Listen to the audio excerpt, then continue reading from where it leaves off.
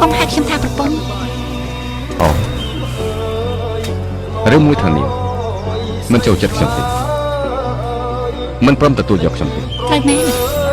ខ្ញុំមិនព្រមទេចុះហេតុអីបានជាព្រមឃើញនៅខាងក្រៅយល់ព្រមរៀបការជាមួយ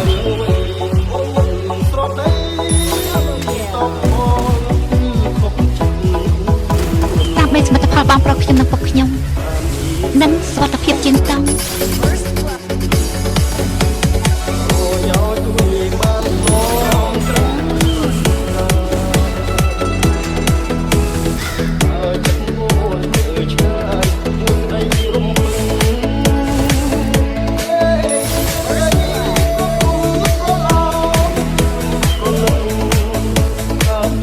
សូមអរគុណអូនដែលប្រាប់តាមខ្ញុំបាទអញ្ចឹងខ្ញុំក៏សូមប្រាប់តាមត្រង់ដែរទី1នៅពេលដែលបងបានជួបបងពិតជាស្រឡាញ់អូនខ្លាំងទី2បងគឺជាលីប៉ៃម្នាក់បាទជាមិនអាចធ្វើឲ្យអូនស្រឡាញ់បងអញ្ចឹងបងមិនអាចធ្វើជាម្ចាស់ជាអញ្ចឹងហើយក៏មិនសមធ្វើជាកូនប្រុសដែររត់តែមិនសមធ្វើជាប្តីរបស់អូនទេដូច្នេះពីពេលនេះតទៅពួកយើងគ្រប់គ្នាដូចជាគ្នានៅមុនពេលដែលអូនស្រឡាញ់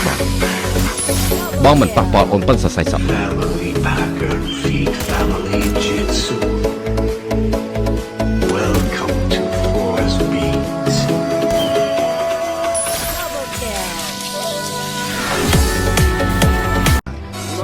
កុំហៅខ្ញុំថាប្រពន្ធ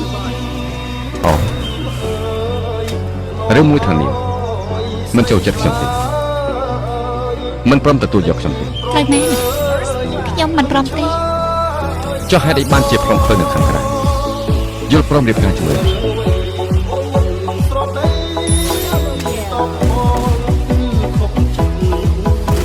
ដើម្បីសមិទ្ធផលបងប្រុសខ្ញុំនិងពុកខ្ញុំនិងសុខភាពជាងតង់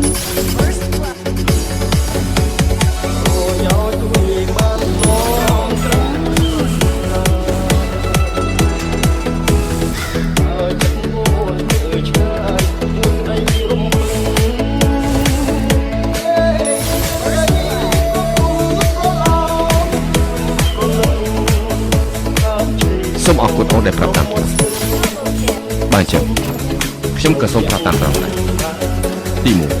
1នៅពេលដែលបងបានជួបបងពិតជាស្រឡាញ់អូនខ្លាំង